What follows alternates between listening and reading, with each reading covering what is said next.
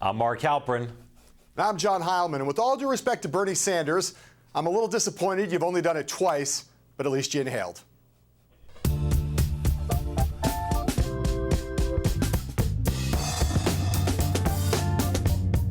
Hello and welcome to Monday, and a brave and exciting new week in this thing of ours. That is the U.S. presidential race, especially the red-hot Republican contest.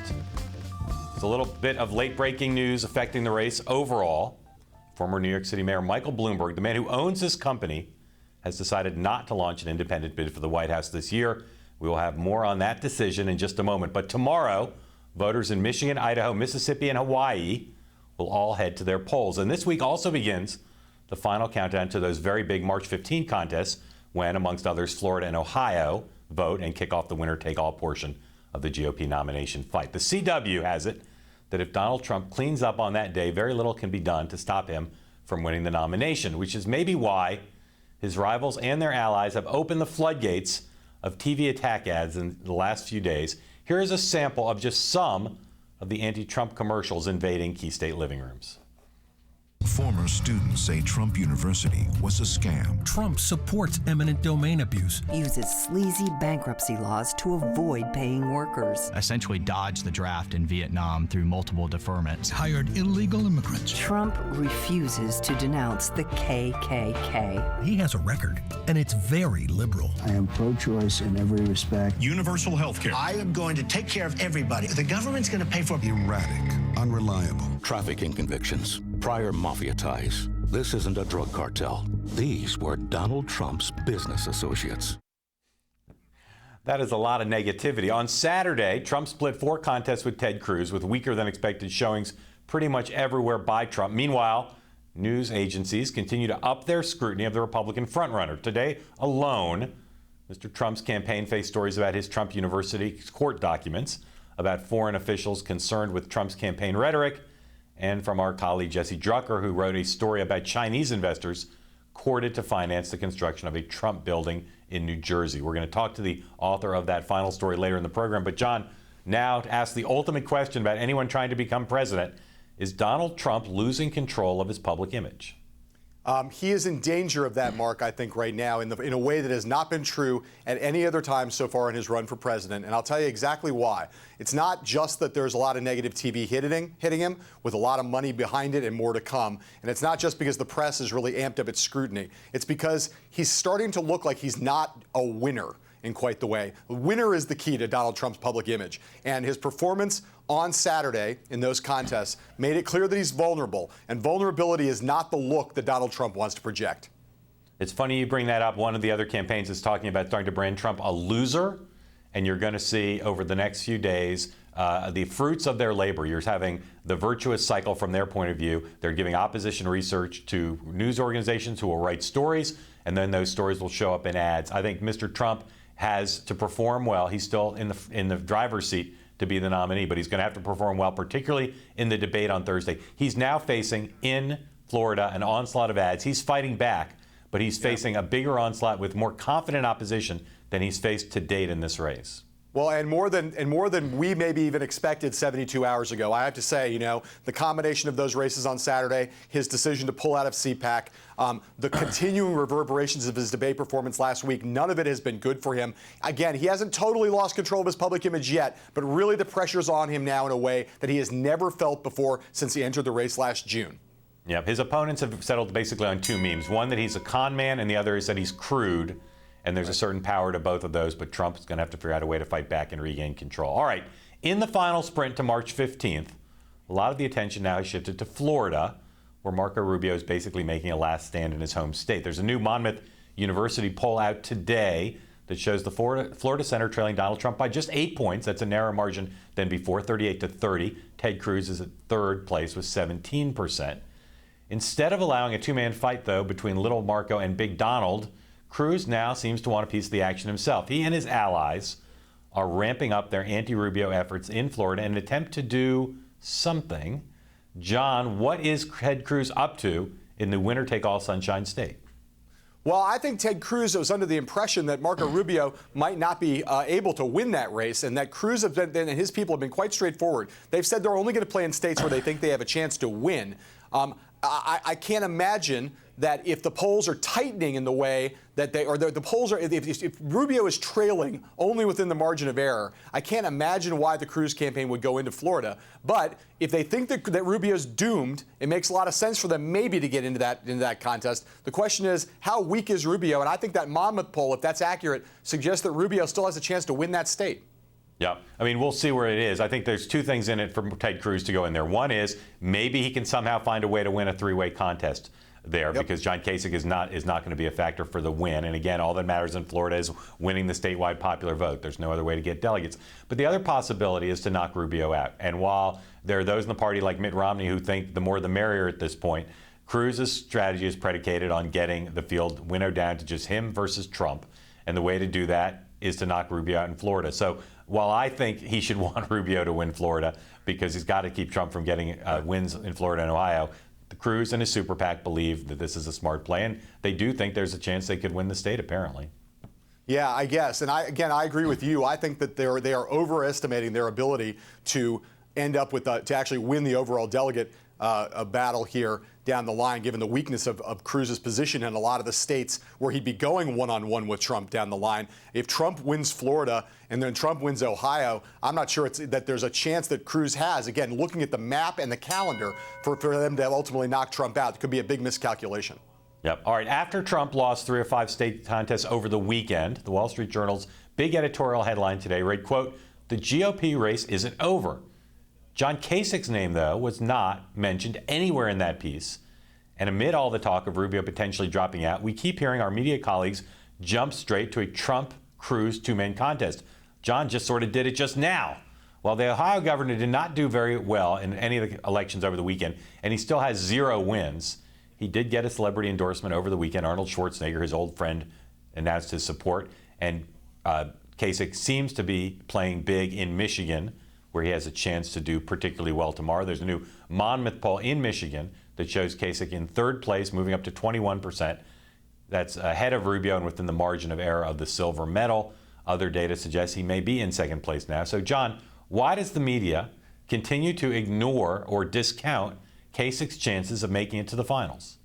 Well, I think a lot of it, Mark, has to do with these poll numbers that we see. I mean, let's not let the Kasich campaign, which I have taken seriously, as I know you have all throughout, even though some of our colleagues haven't, but let's not let them move the goalposts.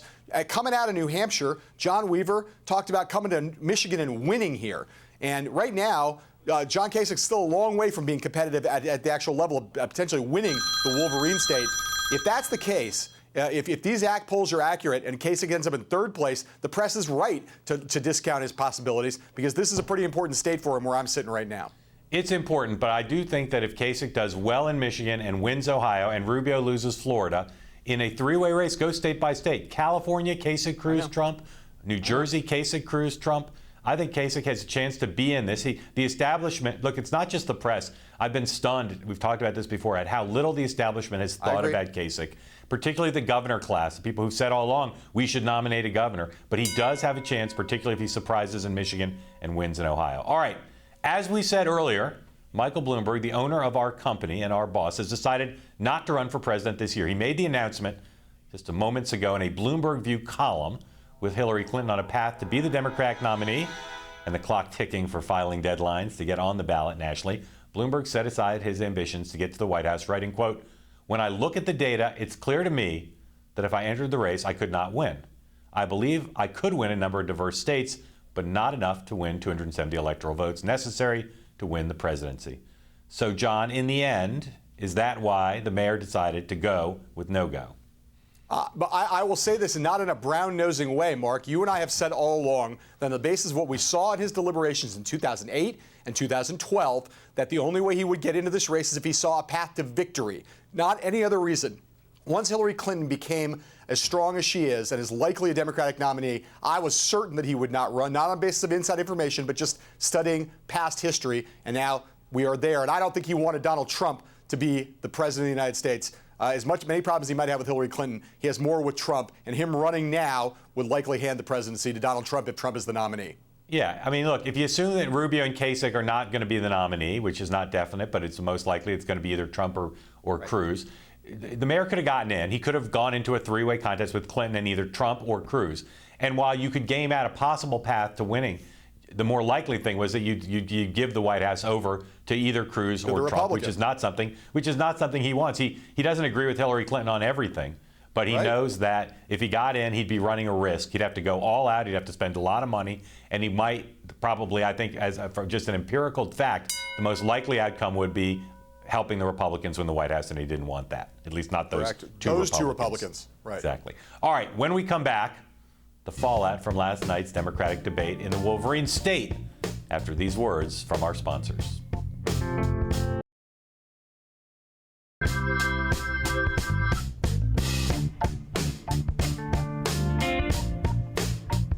Hillary Clinton's campaign has a new radio ad on the air in Michigan. It features a soundbite from last night's Democratic debate in Flint when she claimed that Bernie Sanders voted against the money used to bail out Detroit's auto industry. In a gaggle with reporters today at the Detroit airport, Sanders pushed back, calling Clinton's words, quote, disingenuous.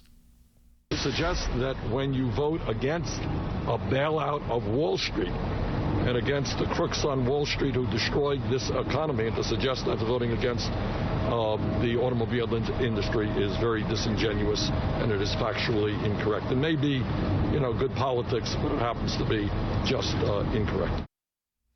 Sanders has in fact been outspending Clinton on the Michigan airwaves of late, highlighting his message of income inequality in a state that was amongst the hardest hit by the recession. Still, he is behind in the latest Michigan polls, in some polls by double digits. Now, what Clinton did to Sanders last night was a classic political move, holding him accountable for a vote on one element of a larger bill. But it's working. The media is buying it. So, John, even before this latest gambit, Sanders was not doing as well as he needed to in Michigan. Why is Bernie Sanders not doing better in this Rust Belt state?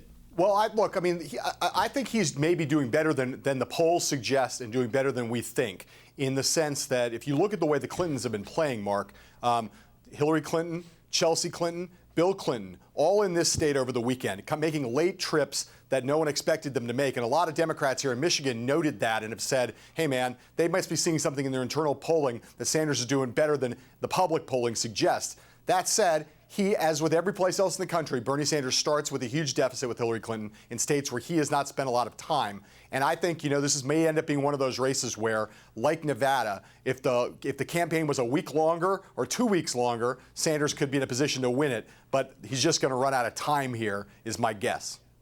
I think she still has the momentum, and he still has not cracked the code on winning non-white voters.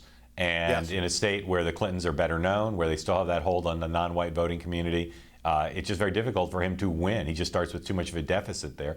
I also think, as you said, he's just not been able to spend as much time there and get his message out. But last night in the debate, I think it kind of typified where he is, which is he's got some tactical points that are stronger than hers. And yet she comes in with, again, I'm not saying she's the only one who does this, but she comes in with a pre-planned thing on this auto bailout. It works, it dominates the media, and he's not scoring a strategic win over her, just some tactical wins, and that's not enough. I agree. All right. Sanders won 3 out of 4 states that held Democratic contests over the weekend, but heading into tomorrow's primaries, Clinton still has collected more than double the number of the delegates that Vermont Senator has so far, according to the latest AP tally. That includes super delegates in the count, but she is winning amongst pledged delegates as well. John, Democrats have 2 more states voting tomorrow, Michigan and Mississippi, and then 5 big states that vote next week. If Clinton stays on track and wins those states with decent margins, when can she effectively end this contest, even if Sanders continues to compete? Like on the Republican side, Mark, a lot is riding on March 15th, and it's different kind of stakes. But from Hillary Clinton's point of view, if she can win Michigan tomorrow, which will be a big test, she'll then have a big wind at her back going into Florida and Ohio. She's favored by everybody to win in Florida and not win it small, win it big. If she wins Florida and then she wins Ohio, I think not only as a matter of delegates, but also as a symbolic matter, the race will be not over in a de jure sense, but over in a clearly, emphatically de facto sense. Yeah, look, the Democratic Party doesn't do winner-take-all states, but if she wins big in these 3 big states coming up, Michigan tomorrow, Florida, and Ohio next week, the math will be decisive. And I think, I don't like what happens to candidates. I don't like the fact that the press coverage starts to really dwindle down when they lose. Sanders thinks he's getting less coverage now. Just wait to see what happens in a week if he's not won any of those 3 states or done something else to change the delegate math. And I think as much as she's been dominant with superdelegates, if she wins those states, if she wins all 3 of those big states, she will get even more superdelegates, and the math will be very, very difficult for him, really mathematically impossible, barring some huge change in the race. I mean, look, they put out that memo over the weekend that pointed out that going into Saturday's contest that she had a bigger delegate lead in pledged delegates, not even counting superdelegates, a bigger pledged delegate lead than Barack Obama ever had over Hillary Clinton in 2008. I found that a pretty compelling document on the pure math of it, and it's only going to get worse if Sanders loses Michigan, Ohio, and Florida. Yep. All right, coming up, take out your umbrellas because we break down a political ad downpour hitting the Sunshine State after this.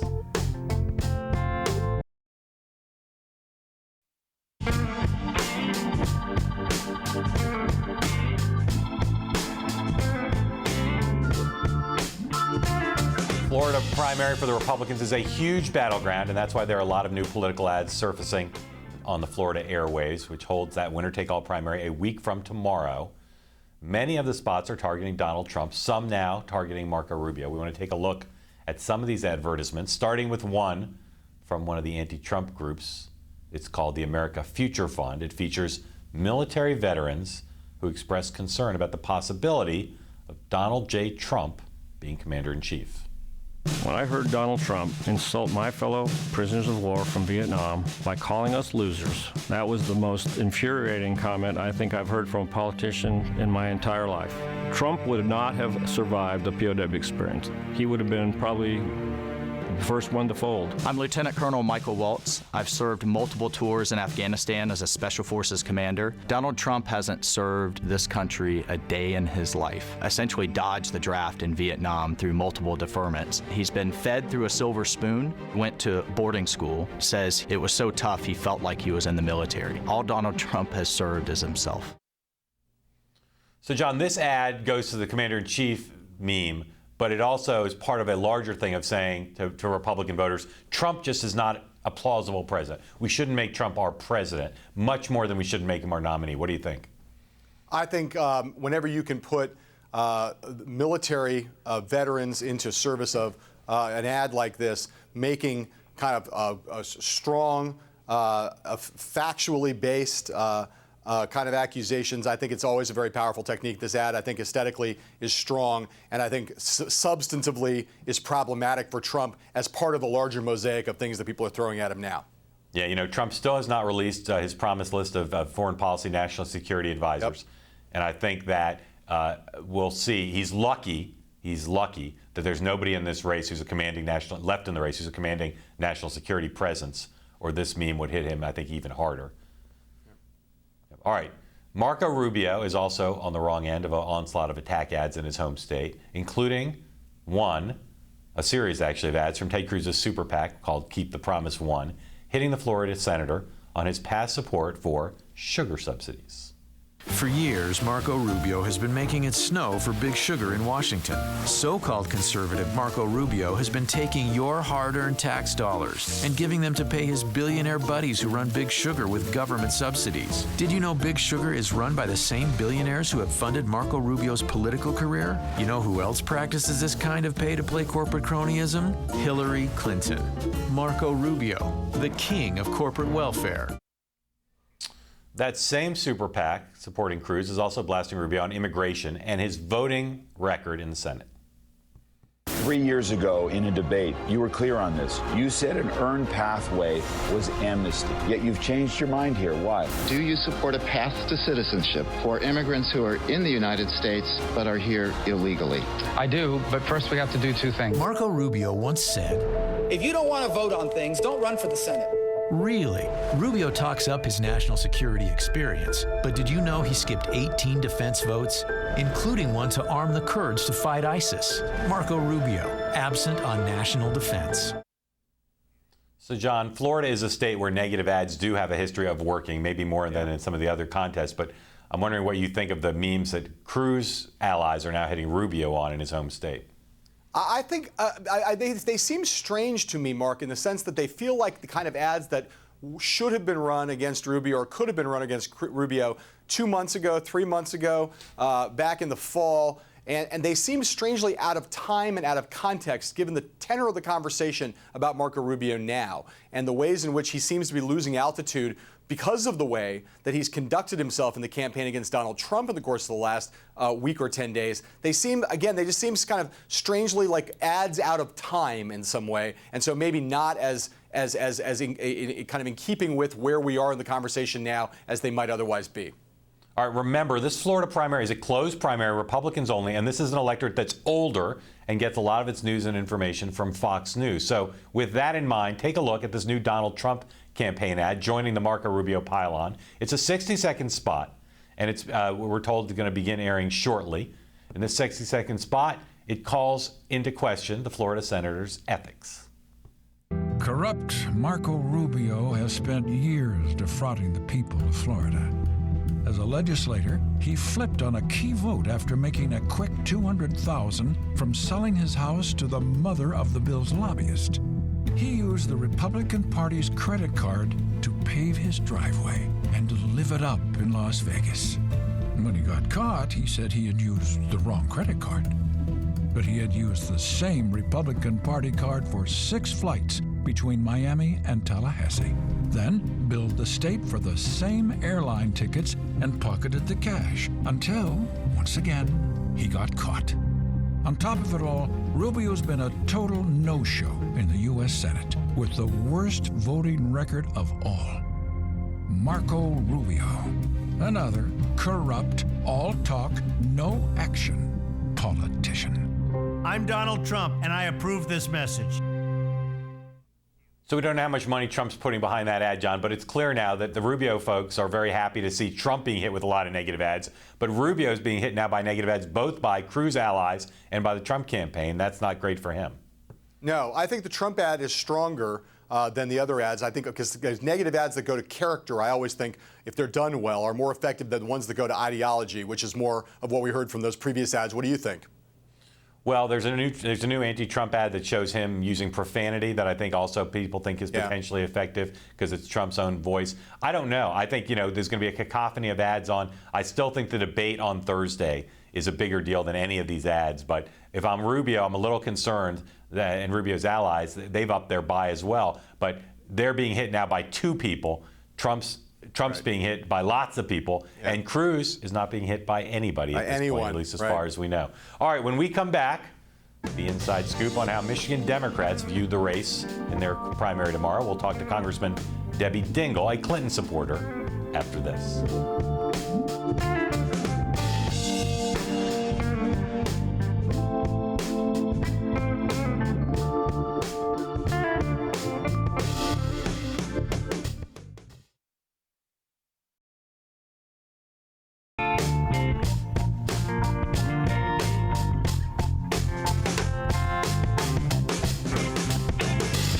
Our next guest is an epic, legendary, amazingly popular and beloved figure here in Michigan. That would be Debbie Dingell.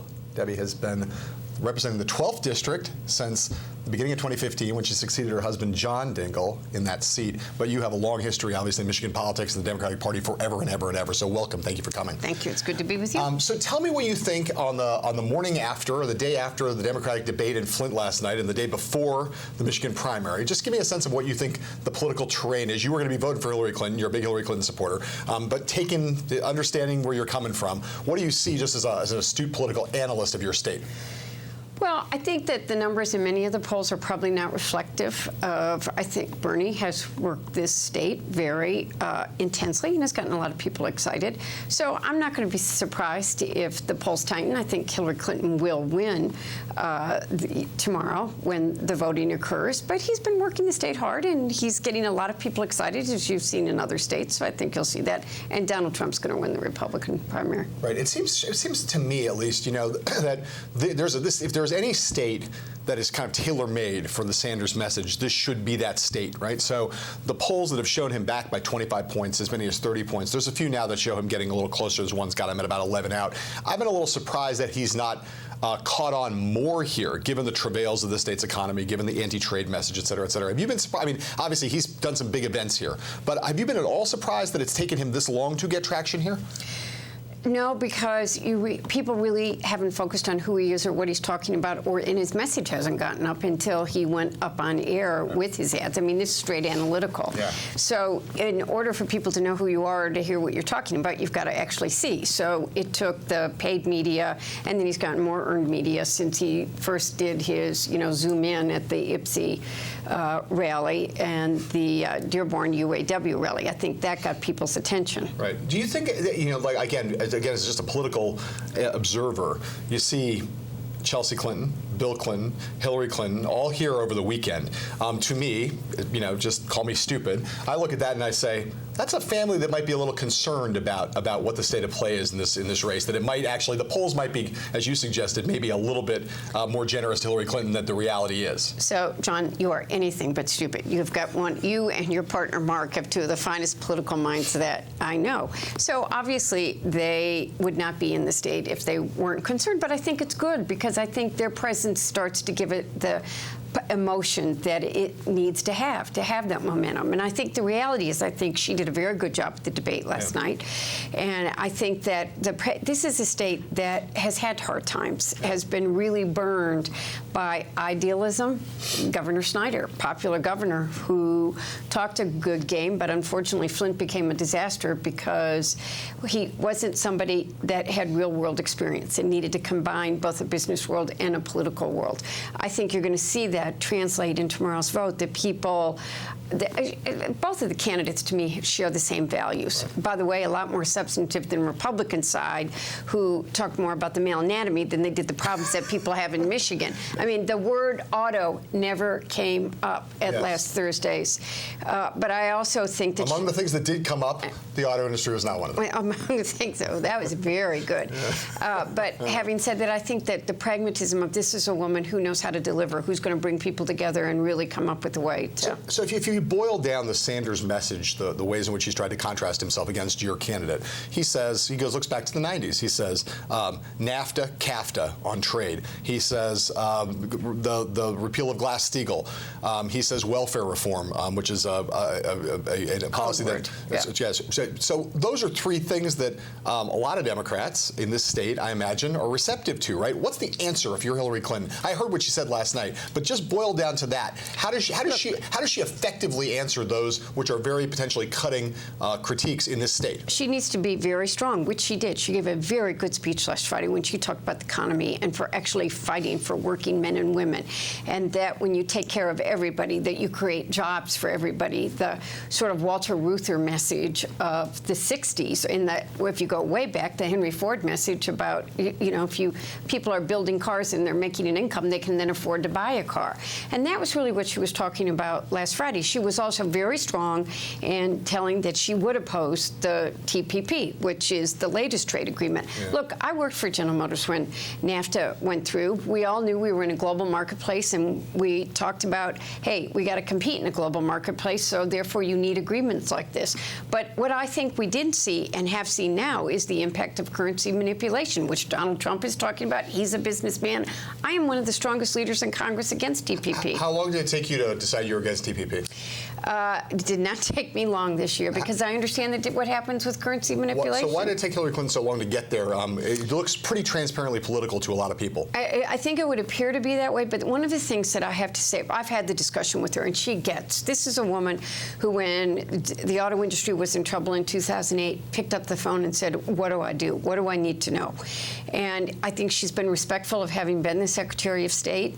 It's someone that brings us a very seasoned, right, somebody who's bringing experience. But I think she was someone that wanted to be careful to not undercut the person that she worked for, and yet had to run for president of the United States. But she came out. This wasn't I came out last Friday. She did oppose the TPP several months ago. She tried to hit Bernie Sanders last night on being against the Ex-Im Bank, the Export-Import Bank. How many people in your district know what the Export-Import Bank is, Debbie? Well, I have to tell you, it's probably not the most important. I mean, it is important to some of the smaller businesses. I think it's more important important to talk about, though, what she did do, how she really was one of the leaders when 2008 on the auto, I don't like to use the word bailout. I think it was something that it was the backbone of the American economy. If the auto industry had gone down, the devastation in this country would have been, and she was there. Let me ask you real quick. Bernie Sanders spent a lot of time in your district right now. Yes, right? he has. I'll just give you a chance to take a shot at him if you wish, because you haven't so far. Did any of the things that he did on the debate stage last night strike you as being a little bit, some women reacted badly to some of the tone that he took with Secretary Clinton? Were you in that camp? Well, look, I respect them both. I think they have the same values. I did not like his attitude last night. He got very short and very disrespectful, I think, at times. What really did surprise me is I think he was surprised when she talked about his not supporting the auto bailout. And that was something I think he should have expected and been prepared for in debate prep. And I think he was a bit taken aback. Yeah, and tried to clean it up today. All right, our thanks to Congresswoman Debbie Dingell. It's always great to see you. Up next, we have Donald Trump and the Trump Tower. We have the Chinese and the relationship to that building, and our Bloomberg investigative reporter, Jesse Drucker, all of which comes right after these messages.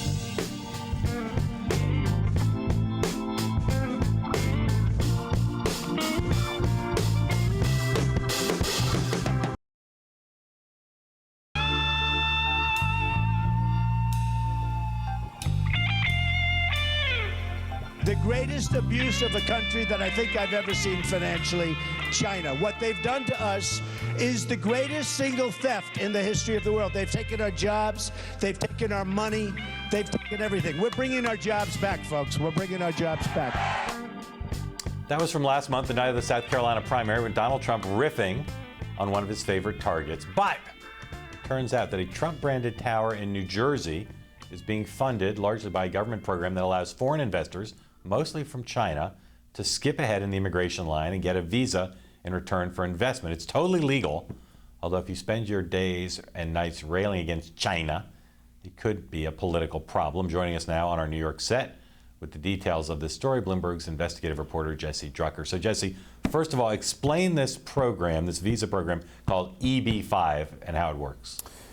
So the way it works is if you have $500,000 and you're seeking a green card, the U.S. has a program where for qualifying development projects, if you're willing to put $500,000 into the project, you can get a 2-year visa that if kind of everything works out with the project, you will end up getting what amounts to basically permanent residency for you and your family. And what has happened, the program's actually been around for around 25 years. It's really started to take off in probably the last 5 or 6 years, and developers love it because it's turned into basically a cheap form of financing for high-end real estate developments, because the applicants, the folks that want the visa that are putting up $500,000, aren't really that interested in getting a return. They just want to get the green card. And so what's happened in the last few years is the government has given out tens of thousands of visas through this program. And in the last few years, it's overwhelmingly to people from China. Last year, the government gave out just over 10,000 visas, and 85% of them were to people from China. All right, so this EB-5 program is being used in connection with a Trump project in Jersey. Tell us about the project and the extent to which this program is being used for.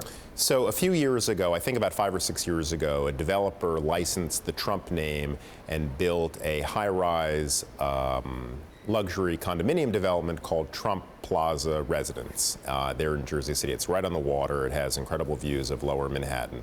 And 2 years ago, Jared Kushner, who is the CEO of Kushner Companies and is married to Donald Trump's daughter Ivanka, announced that they would essentially be building the sister property, a nearly identical 50-story tower that will actually be luxury rentals. And this is going to be called Trump Bay Street.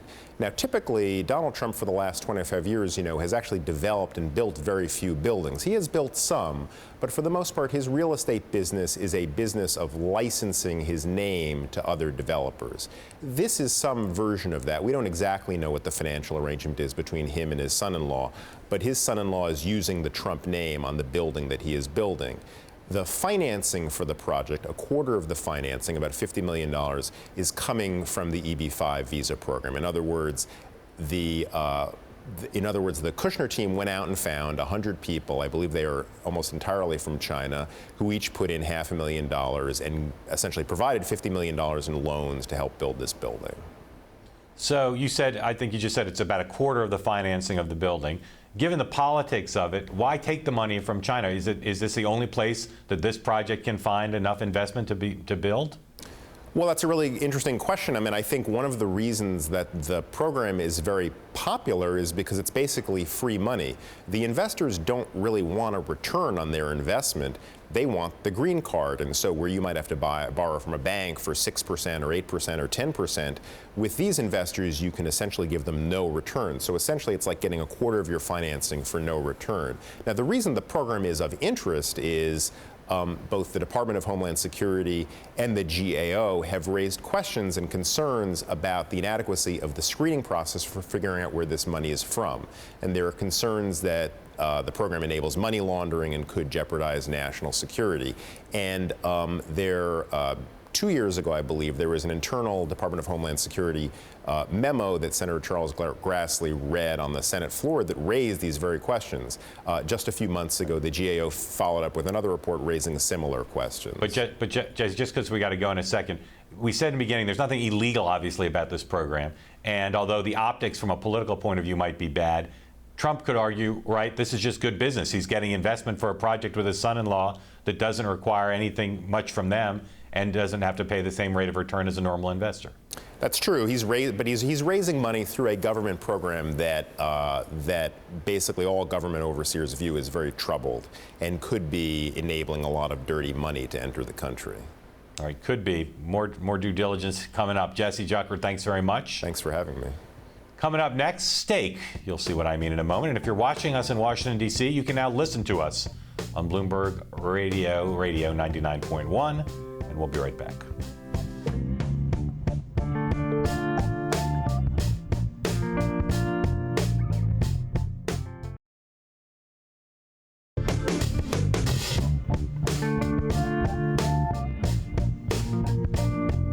Stakes in this election are really high. So last night on The Circus, the Showtime show we produce in conjunction with Bloomberg Politics, we featured a dinner that Mark McKinnon and I attended with some hardened veteran Republicans of the establishment variety at a steakhouse in the Washington, D.C. area on K Street to get their sizzling takes on what's exactly happening with their party.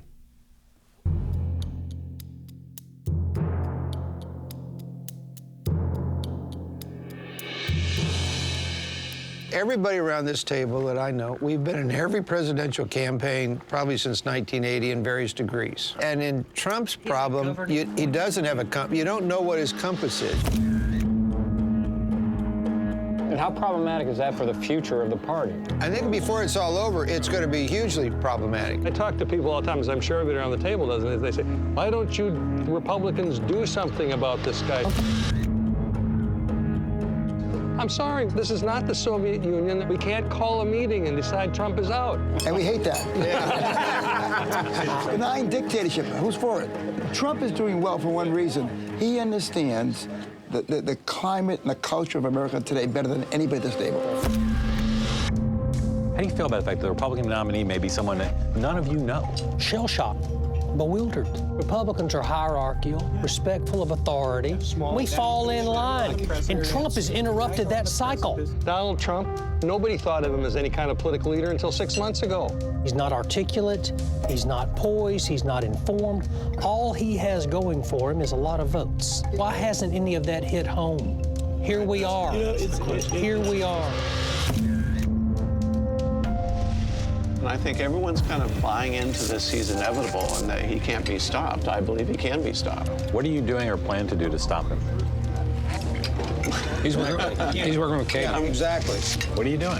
We're working on it.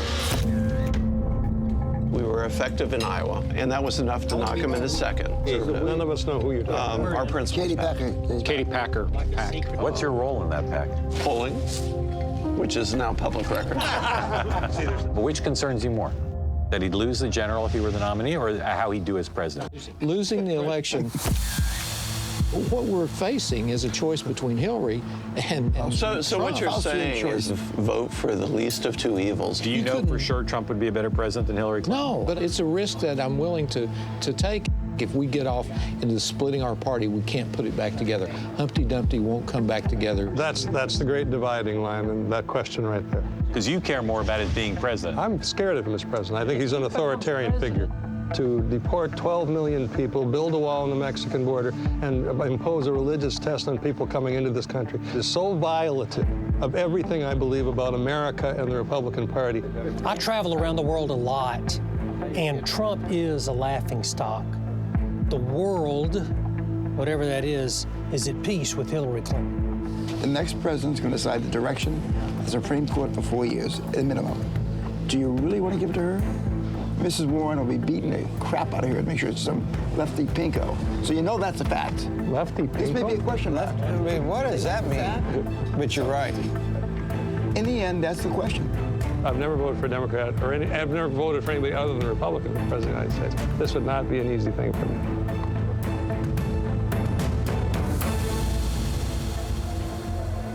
More martini? So that episode of The Circus called The Reckoning is online now. If you subscribe to Showtime anytime, you can watch it. John, what's your take now on the establishment as we enter this new week and how they're viewing the chances they have to stop Trump or make peace with him? Well, I think on the basis of everything I can tell, Mark, their chances have increased a little bit, and they must be feeling happy. The money's now flowing. There's going to be a bunch of ads, as we talked about earlier on the show, trying to take Trump out. I still think the thing that comes through in that scene is the big dividing line in the establishment between those who are more worried about what Trump would do as the nominee and what Trump would be like as president, and those who basically say, you know what, we should try to stop Trump at all costs, even if it means that we disaffect a large number of voters, because having him as our nominee would split the party in a way that could be, or could redefine the party in a way that would be really, really damaging for the long-term interests of the Republican Party. Yeah, there's also a fair amount of regret in the establishment about how things have gone. And of course, one of the biggest ones is why they didn't move to stop Trump sooner. Ed Goaz, right, who you saw there in that scene, longtime strategist and pollster, is just now, for the last couple of weeks, been gearing up, trying to figure out, is there a way to stop Trump? You could imagine an effort in New Hampshire in particular, which might have made allowed an establishment candidate to do better in that state. Yeah, and there's no question that there's going to be, if Trump especially becomes the nominee, there's going to be a lot of looking back, because if you think about what's happening right now, if that is the kind of implication of your comment, is that if you think about that happening back in September, October, November, it would have been a whole different kind of race. Yep. The other thing that comes through, there's no denying that that's a group of very smart people who all happen to be older white men. Yeah, and right. That's representative of the establishment. And they're aware, there's a smart group of guys, they're aware that the country is seeing this race differently than they see it in a lot of fundamental ways. But they still are creatures of their habitat.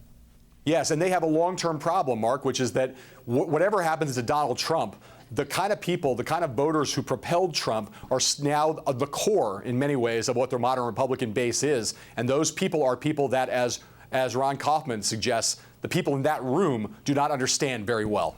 Yep. The Circus, the show we do on Showtime in conjunction with Bloomberg Politics, is on Sunday nights at 8 o'clock. Up next, what is the correct name for tomorrow's series of primaries? The answer when we return.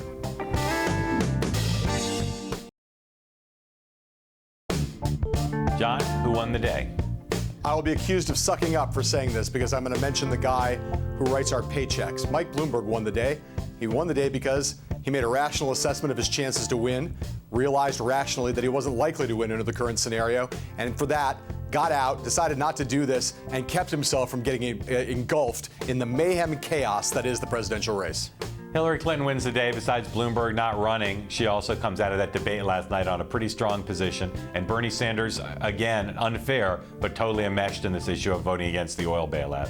I mean, the auto bailout. All right, tomorrow is a big day in presidential politics. And if you're having trouble coming up with a name for it, here's some help.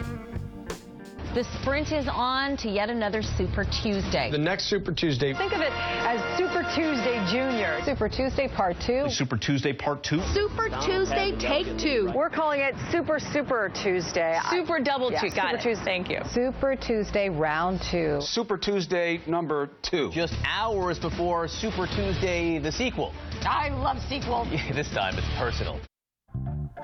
You're welcome, America. Coming up on Bloomberg West, Emily Chang sits down with LinkedIn CEO Jeff Weiner. Until Super Tuesday, the sequel, we'll see you tomorrow. Sayonara.